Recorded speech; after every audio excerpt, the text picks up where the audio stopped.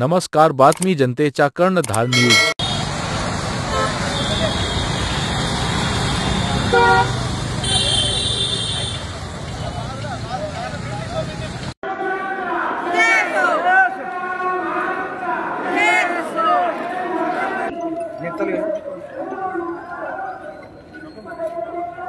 Wazirabad police station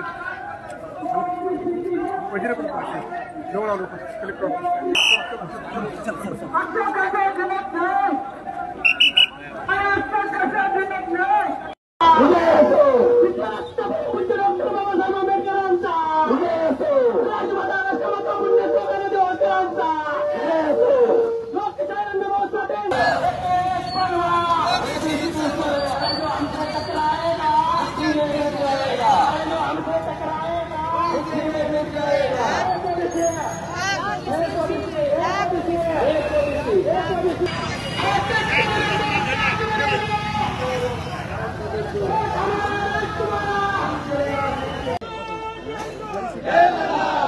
विचारपीठावर विराजमान असणारे श्रद्धेय बाळासाहेब आंबेडकर आणि विचारपीठावरील सर्व मान्यवर मी सगळ्यांच्या या माणसांना जोपर्यंत हे आत्मभान येणार नाही, आपला बाप कोण, आपलं आरक्षण चॅलेंज होत असताना, आपलं आरक्षण संपत असताना आपल्या बाजूने कोण कोण बोललं, हे जर यांना कळणार नसेल तर मला वाटतंय जास्त काही उपयोग होणार नाही। कारण जरांगेंच्या सांगण्यावरनं ज्या महाराष्ट्राच्या मुख्यमंत्र्यांनी जरांगे काय केलं, जरांगे मुंबईला गेला, झुंड घेऊन गेला, एक GR काढायला लावला 2 सप्टेंबरचा गव्हर्नमेंट रिझोल्युशन। 2 सप्टेंबरचा GR हा महाराष्ट्रातील ओबीसीचं आरक्षण संपवणारा GR आहे, हा काळा GR आहे, हा GR रद्द झाला पाहिजे असं म्हणणाऱ्यापैकी एक नेते, महामानव डॉक्टर बाबासाहेब आंबेडकरांचे वारसदार, विचारांचे वारसदार, आरक्षणाचे राखणदार इथं विचारपीठावरती उपस्थित आहेत। बाळासाहेब, मी तुमच्या समोर बोलतोय म्हणून नाही बोलत, तुमचं कौतुक करायचं म्हणून नाही बोलत, तुम्ही ओबीसींच्या बाबतीमध्ये ठाम भूमिका घेतलेली आहे। आता काही आमच्या लोकांना कळत नाही, आता त्याला काय करायचं? आता नोकऱ्यामधलं, शिक्षणामधलं आरक्षण उरलंय का? आताच्या मुख्यमंत्र्यांनी 9 खासगी एजन्सीज नेमलेल्या आहेत। या 9 खासगी एजन्सीच्या माध्यमातून, आउटसोर्सिंगच्या माध्यमातून इथं प्रत्येक पदं भरली जातात, म्हणजे प्रायव्हेटायझेशन झालेलं आहे। आता ऍडमिशनच्या ठिकाणी, शिक्षणाच्या नोकरीच्या, शिक्षणाच्या एंट्री पॉइंटच्या ठिकाणी सगळीकडे प्रायव्हेटायझेशन झालंय। आता उरलं काय तर लोकल बॉडीज मधलं ओबीसीचं आरक्षण। लोकल बॉडी म्हणजे काय? पंचायत राज। पंचायत राज म्हणजे काय तर गावच्या सरपंच पदापासून ते एखाद्या नगराच्या महापौर पदापर्यंत, नगराध्यक्ष, नगरसेवक, जिल्हा परिषद सदस्य, पंचायती सदस्य, सरपंच। आमच्या जरांगे पाटलांना गरजवंत मराठ्यांचं काहीही पडलेलं नाही। आमची पोरं गरीब झाली, आम्ही रस्त्यावर आलो, आमचं तुकडीकरण झालं, आम्ही 40 एकरावरनं 2 एकरावर आलो आणि आम्ही गरजवंताचा लढा लढतोय असं म्हणणारे जरांगे ज्या दिवशी आम्हाला ओबीसी मधूनच आरक्षण पाहिजे असं म्हणाले, त्या दिवशी सगळ्यात पहिल्यांदा पुढे कोण आलं तर ते श्रद्धेय बाळासाहेब आंबेडकर आले। आणि साहेब, मी तुमचा चाहता आहे। जगामधल्या 119 देशामध्ये आरक्षणाची पॉलिसी आहे। मग वेगवेगळ्या देशामध्ये वेगवेगळी कारण आहे। जपानमधलं कारण वेगळं आहे, अमेरिकेमधलं कारण वेगळं आहे, आफ्रिकन कंट्रीज मधलं आरक्षणाचं कारण वेगळं आहे। पण महामानव डॉक्टर बाबासाहेब आंबेडकरांनी भारतवर्षामध्ये जे रिझर्वेशन तुम्हाला दिलं, इथं सामाजिक उतरंड आहे। जातीमध्ये, जातीवरून, त्यांच्या व्यवसायावरून इथं सामाजिक दुजाभाव केला गेला, सोशल डिस्क्रिमिनेशन केलं गेलं आणि त्या जातीमध्ये जन्माला आल्या कारणानं त्यांना इथल्या व्यवस्थेमध्ये दुय्यम वागणूक दिली गेली. त्या लोकांच्या प्रतिनिधित्वासाठी हे आरक्षण दिलं गेलंय. आरक्षण म्हणजे गरिबी हटाव नाही. आरक्षण म्हणजे शिक्षण आणि नोकऱ्या नाही. आरक्षण म्हणजे कोणतरी कर्मानं गरीब झालाय, कर्तृत्वाने गरीब झालाय आणि त्याच्या घरामध्ये आता चूल पेटत नाही म्हणून त्याला कुणीतरी आरक्षण द्या असं जर कोण म्हणत असेल तर ते संविधान विरोधी आहे, ते कायदा विरोधी आहे, ते रिझर्वेशन विरोधी आहे. जरा जरा ते विचार बंद करा. बंद करा ते दादा बंद करा ते काम बंद करे. शांत बसा. आपल्या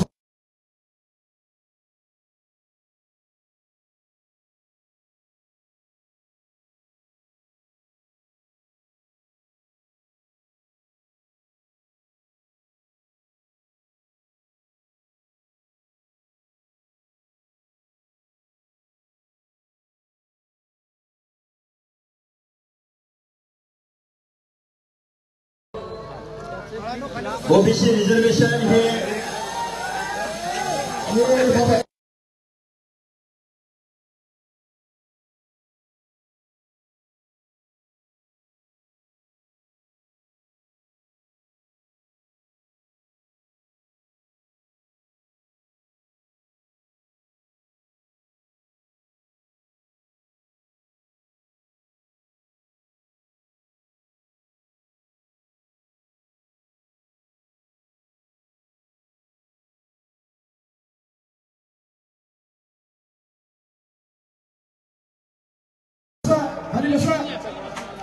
सगळ्यांनी खाली बसा कृपया. सगळ्यांनी शांत बसा. कोणी वाद करू नका. शांत बसा. शांत बसा. आलेल्या पाहुण्यांचा विचार ऐकायचे. सगळ्यांनी खाली बसा. बंधूंनो, महामानव डॉक्टर बाबासाहेब आंबेडकरांनी या गावगाड्यातल्या इथल्या समाज व्यवस्थेमधल्या हर एक माणसाला या माझ्या लोकशाहीमध्ये, या माझ्या भारत देशामध्ये, या भारताचा एक सन्मान्य नागरिक म्हणून, या लोकशाहीमधला मीही एक जबाबदार नागरिक आहे म्हणून त्याच्या मनामध्ये विन विन सिच्युएशन निर्माण झाली पाहिजे अशा पद्धतीचं प्रतिनिधित्व या भारतवर्षामधल्या हर एक माणसाला मिळालं पाहिजे. म्हणून शेड्यूल कास्टचं रिझर्वेशन आलं, शेड्यूल ट्राईबचं रिझर्वेशन आलं, ओबीसीचं रिझर्वेशन मिळालं पाहिजे. अशा पद्धतीचं 340व्या कलमामध्ये डॉक्टर बाबासाहेब आंबेडकरांनी या ओबीसीच्या आरक्षणासंदर्भात सूतोवाच केलं. पण तेव्हाच्या आपल्या नेत्यांनी 340वा कलम इम्प्लिमेंट करायला, 340व्या कलमान्वये या देशभरामधल्या ओबीसींचं परीक्षण करायला, त्यांना रिझर्वेशन द्यायला नकार दिला. म्हणून डॉक्टर बाबासाहेब आंबेडकरांनी आपला कायदेमंत्री पदाचा राजीनामा देत असताना अनेक कारणं होती. त्यामध्ये महिलांसंदर्भातले कायदे होते, हिंदू कोड बिलासंदर्भात किंवा ओबीसीच्या संदर्भातलं 340व्या कलमासंदर्भात महामानव डॉक्टर बाबासाहेब आंबेडकरांनी आपल्या कायदेमंत्री पदाचा राजीनामा दिला. बंधूंनो, तुम्हाला इतिहास समजला पाहिजे म्हणून काही गोष्टी मी तुमच्या समोर सांगण्याचा प्रयत्न करतोय. आज रोजी महाराष्ट्राच्या मुख्यमंत्र्यांनी आमचा डीएनए ओबीसीचा आहे असं म्हणत म्हणत म्हणत जरांगे पाटील आंतरवली सराटीहून मुंबईला निघाले. पहिल्या आणि दुसऱ्याच दिवशी माननीय मुख्यमंत्री महोदय बोलले, साहेब मुख्यमंत्री महोदय बोलले की आम्ही जरांगेंना जे द्यायचं ते दिलंय, आम्ही मराठा समाजाला एससीबीसीचं आरक्षण दिलंय, आम्ही सवर्णांना ईडब्ल्यूएस इकॉनॉमिकल विकर सेक्शनमध्ये आरक्षण दिलंय, त्यामुळे हे का मोर्चा घेऊन येत आहेत ते मला काही कळलं नाही असं मनोज जरांगे मुंबईला निघाले त्यावेळी महाराष्ट्राचे मुख्यमंत्री महोदय बोलले. आणि ज्या दिवशी माननीय न्यायालयाचा निर्णय आला की जरांगेंचं आंदोलन उठवा, त्या दिवशी कारखानदारांचे नेते राधाकृष्ण विखे पाटील यांच्या अध्यक्षतेखालील उपसमिती, त्या उपसमितीनं डायरेक्ट जीआरच घेऊन त्यांच्याकडे आले. आणि जीआर काय आणला? 2 सप्टेंबरचा जीआर, गव्हर्नमेंट रिझोल्युशन. काय जीआर होता की एका ऍफिडेव्हिटद्वारे जर कुणाची वंशावळ सापडत नसेल, जर कुणाची वंशावळ सापडत नसेल तर एका ऍफिडेव्हिटद्वारे गावातील नातेसंबंधातील आणि कुळातील, परत एकदा ध्यान देऊन ऐका, हा जे काय काढला तर गावातील नातेसंबंधातील आणि कुळातील जर एखाद्या व्यक्तीकडे जर कुटुंबाचं सर्टिफिकेट असेल आणि त्या व्यक्तीनं जर तसं ऍफिडेव्हिट दिलं तर त्याला दाखला मिळवून द्या. आणि साहेब त्या JR मध्ये, त्या JRच्या प्रस्तावनेमध्ये 2 पानाची प्रस्तावना, एवढी सुमार दर्जाची प्रस्तावना, त्या प्रस्तावनेमध्ये शेवटचं वाक्य असं बोलले की मराठा समाजाला जात प्रमाणपत्र मिळण्याच्या प्रक्रियेत सुलभता प्राप्त व्हावी म्हणून आम्ही हा गव्हर्नमेंट रिझोल्युशन पारित करत आहोत. कुणाला? मराठा समाजाला. साहेब, मराठा समाजाचं सामाजिक मागासलेपण सर्वोच्च न्यायालयानं नाकारलंय. मराठा समाजाचं सामाजिक मागासलेपण सेंट्रल बॅकवर्ड कमिशननं नाकारलं. मराठा समाजाचं सामाजिक मागासलेपण स्टेट बॅकवर्ड कमिशनच्या 4 कमिशननी नाकारलं. आणि मराठा समाज आणि कुणबी हे एकच आहेत असं म्हणणं किंवा मराठा समाजाला सामाजिक मागास समजणं म्हणजे मूर्खपणा होय. अशा पद्धतीचं जजमेंट तत्कालीन औरंगाबाद खंडपीठाचे न्यायमूर्ती जस्टिस मार्ला पल्लेंनी आपल्या जजमेंटमध्ये दिलेलं आहे. म्हणजे मराठा समाजाला ओबीसीचं आरक्षण किंवा ओबीसीच्या यादीमधलं इन्क्लुजन इथल्या न्याय व्यवस्थेला मान्य नाही, इथल्या आयोगांना मान्य नाही. मग आता करायचं काय? तर मराठा समाजालाच कुणबी समजण्यात यावं. पुढच्या दरवाज्यानं एंट्री मिळत नाही तर मागच्या दरवाज्यानं, ते पण रीतीनं नाही, मागच्या दरवाज्यानं भगदाड पाडून ओबीसी मध्ये गेल्या कित्येक वर्षामध्ये ज्यावेळी या महाराष्ट्राचे मुख्यमंत्री सुशीलकुमार शिंदे साहेब होते, 2004 सालचा एक JR होता, बरोबर आहे का लिंगे साहेब, बरोबर आहे का? 2004 साली एक JR काढण्यात आला, मराठा कुणबी आणि कुणबी मराठा. कुणबी या शब्दाला मराठा हा शब्द त्याच वेळी जोडला गेला आणि त्याच दिवशी ओबीसीचं आरक्षण या महाराष्ट्रामधल्या संपुष्टात आलं. त्या दिवसापासून माझ्या मराठा बांधवांचे, राज्यकर्त्यांचे या ओबीसी आरक्षणामध्ये अनधिकृत ताबे मारण्याचं काम चालू होतं.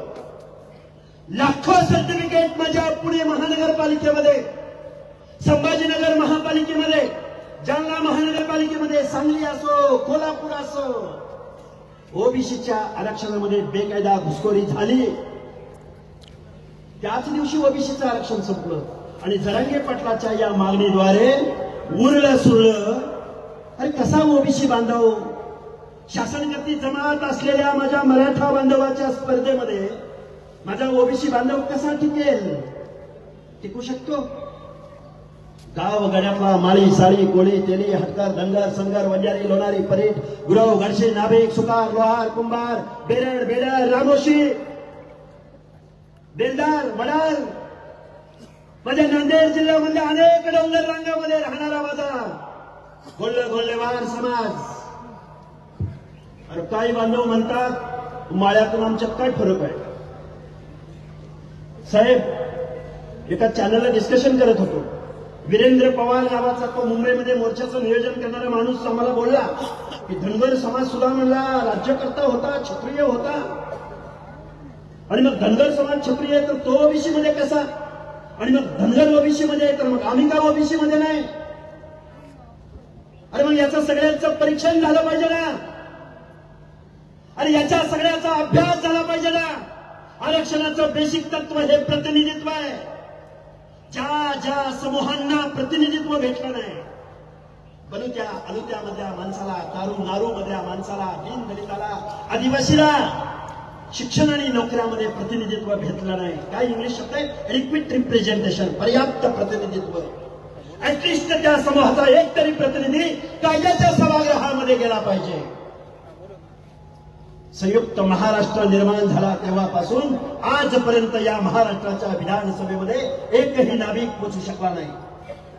एकही सुतार कुंभार लोहार पोचू शकला नाही, एकही गिसाडी गुरव एखादा पोचला असेल साहेब, माझा अभ्यास कमी असेल, पण जोपर्यंत ओबीसीची मुवमेंट, जोपर्यंत बलुत्याची अलुत्याची सामाजिक मागासलेपणाची व्याख्या या महाराष्ट्रामधला एकही नेता बोलणार नाही आणि एकही नेता खरं बोलायला तयार नाही.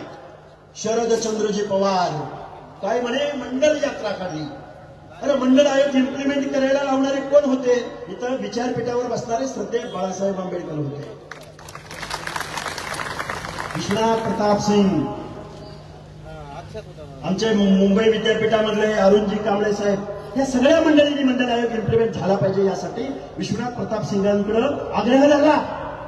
आणि योगायोगाने महाराष्ट्राचे मुख्यमंत्री त्यावेळी कोण होते? शरदचंद्रजी पवार साहेब. मग काही मंडळ आयोग फक्त महाराष्ट्रात लागू झाला का? अरे देशभरामध्ये लागू झाला ना. आणि तुम्ही मंडळ यात्रा काढताय आणि आम्ही ओबीसीचं आरक्षण दिलं म्हणून तुम्ही श्रेय घेता. काय आहे मंडळ आयोग? मंडळ आयोग म्हणजे ओबीसीचं प्रतिनिधित्व, ओबीसींना सामाजिक न्याय देणं, आर्थिक न्याय नव्हे, गरिबी हटाव नव्हे. आणि मग त्यांना मिळतंय तर आम्हाला का नाही?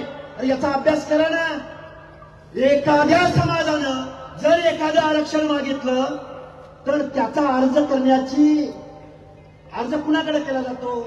ओबीसीचं आरक्षण पाहिजे असेल तर राज्य मागासवर्ग आयोगाकडे केला जातो. एससीचं आरक्षण पाहिजे असेल तर शेड्यूल कास्टच्या आयोगाकडे तो अर्ज केला जातो, ट्रायबल आयोगाकडे तो अर्ज केला जातो. मग तो आयोग अभ्यास करतो, त्याची काहीतरी मेथडॉलॉजी आहे, त्याच्या पाठीमागे काहीतरी संविधानिक तत्व आहे, त्याच्या मागे काहीतरी पॅरामीटर्स आहे, त्याचा लिगल ऍस्पेक्ट आहे. अरे कोणी मागणी काहीही मागणी करू करेल ना उद्या, आणि मग त्याला ते द्यायचं. मला वाटतंय महाराष्ट्रामधल्या लोकनियुक्त सरकारनं घटनेच्या मूलभूत तत्वांची पायमल्ली केली, रिझर्वेशन धोरण पायदळी तुडवण्याचं काम केलंय. ओबीसीचं आरक्षण आज रोजी संपवलेलं आहे. माननीय देवेंद्रजी फडणवीस साहेब, तुम्ही जरांगे पाटलाच्या सांगण्यावरनं ही ओबीसीची मसलत, हे ओबीसीचे हक्क आणि अधिकार तुम्ही 2 सप्टेंबरच्या JR संपवलेले आहे. तो विखे पाटील नावाचा कारखानदार, वायनरी चालवणारा, काय कळतं विखे पाटील साहेब तुम्हाला? सोशल जस्टिस समजून घ्यायचं असेल तर बाळासाहेब आंबेडकर साहेब काय म्हणतात ते कधीतरी कान खुलं ठेवून ऐका. म्हणे मराठा समाजानं कधी ओबीसी आरक्षणाला विरोध केला होता का? आता ओबीसीच्या लोकांनी संभ्रम निर्माण करू नये. आणि आता ओबीसी लोकांनी आम्ही तुम्हाला विरोध केला नव्हता तर तुम्ही आम्हाला का विरोध करताय?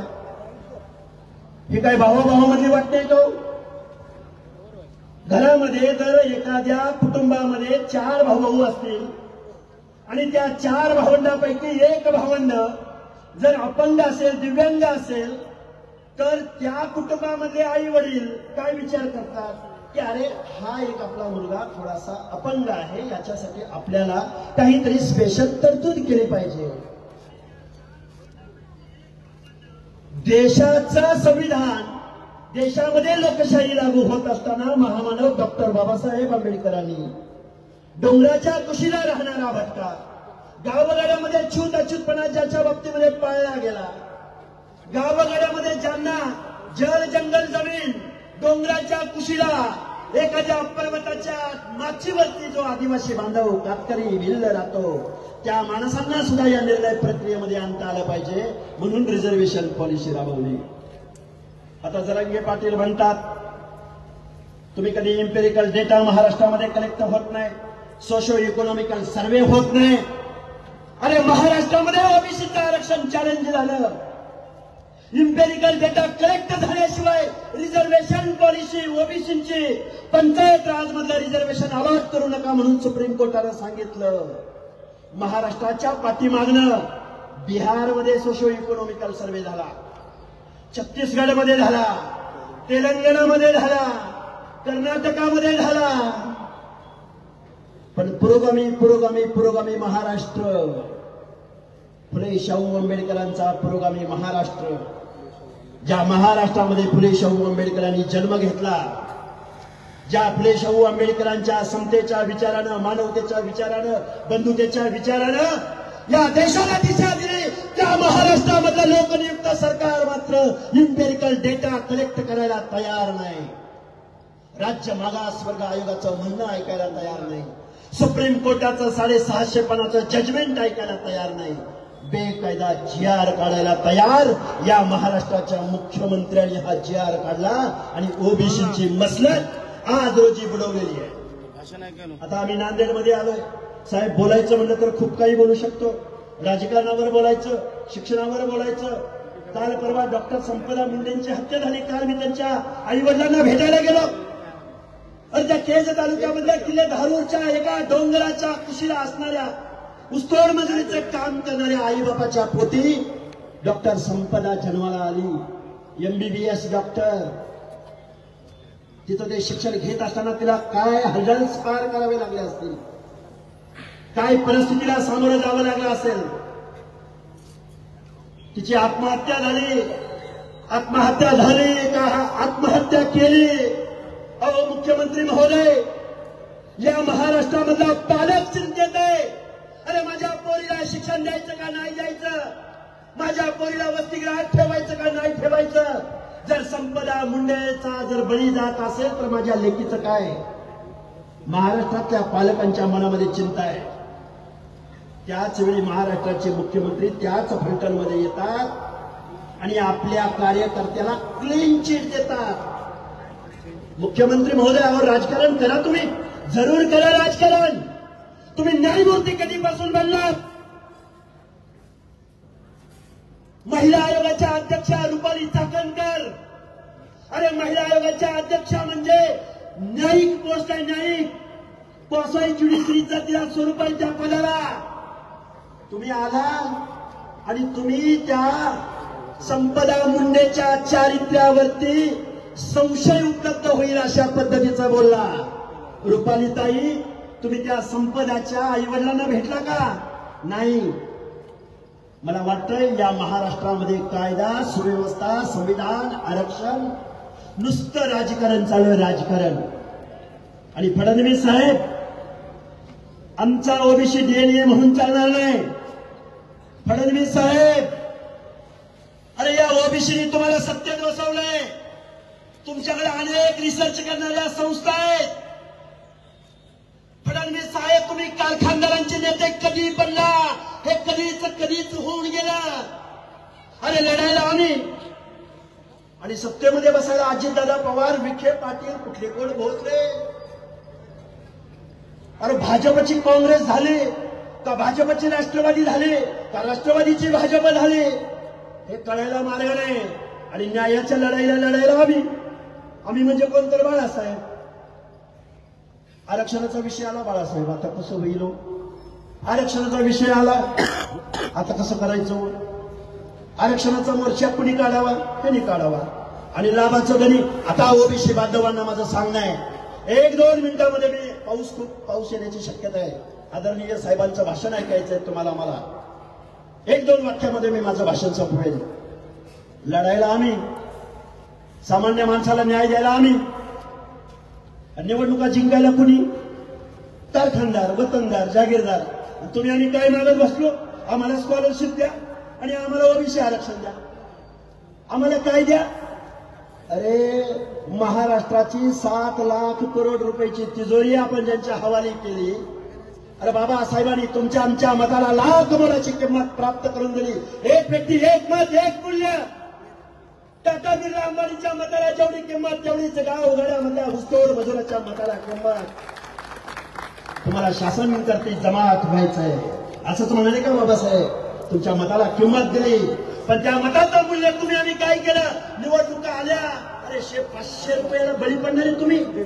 आता खूप काही बोलणार होतं. ते सोळंकी नावाचं वयोवृद्ध माणूस संविधानाचा अपमान करतोय, मतदाराचा अपमान करतोय.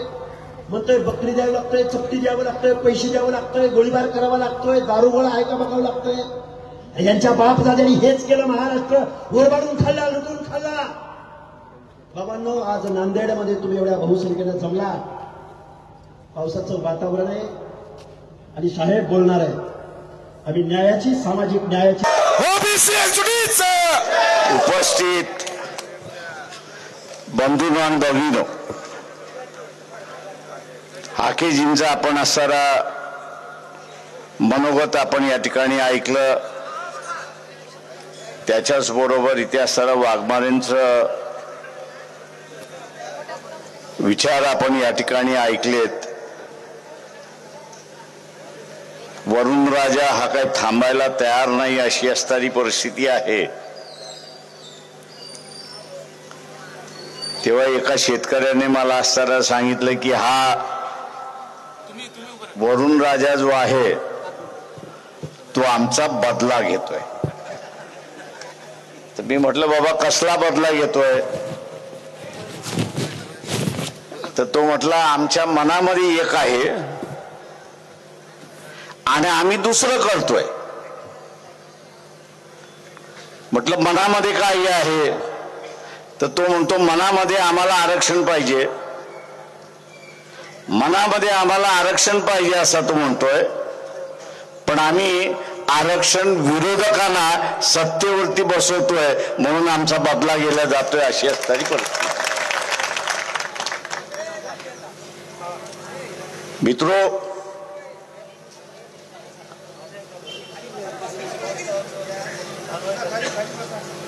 आरक्षण हा 1980 पासून चाललेला असणारा विषय.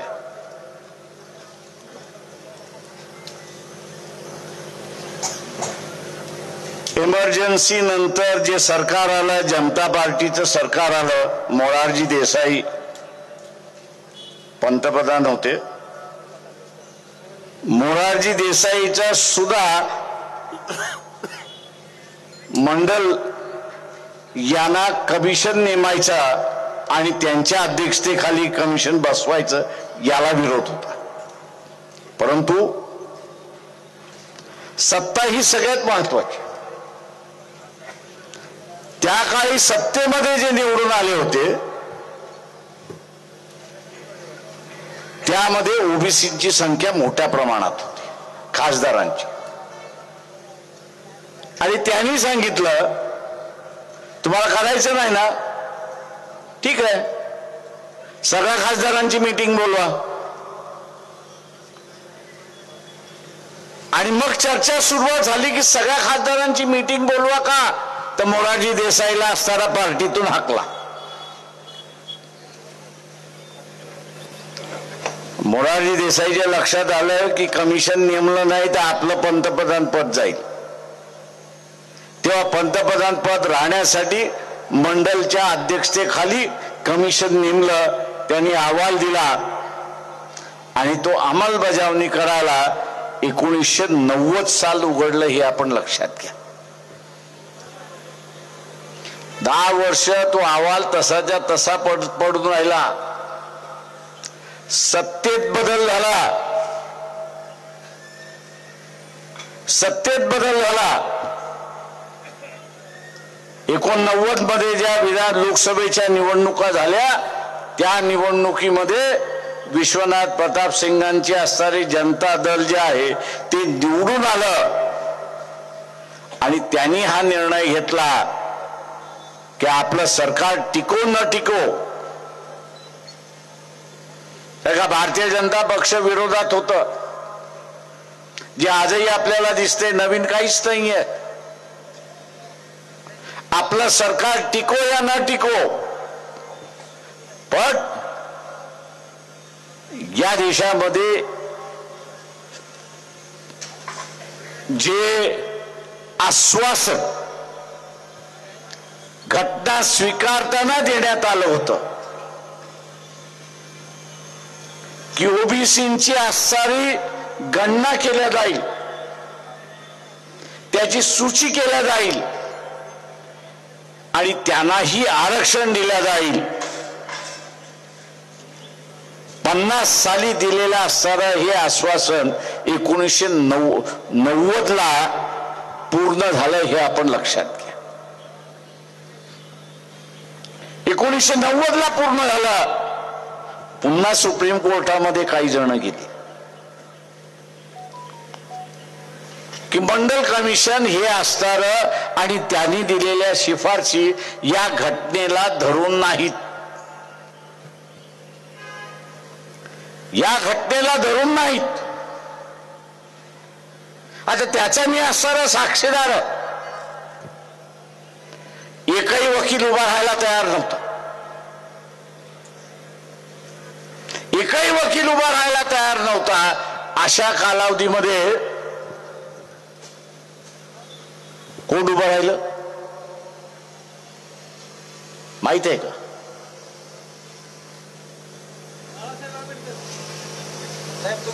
अशा कालावधीमध्ये एकच वकील उभा राहिला आणि तोही सिंधी समाजाचा होता. तुम नाव लक्षात आलं असेल. आणि त्यांनी 36 वकिलांच्या विरोधामध्ये एकटा लढला.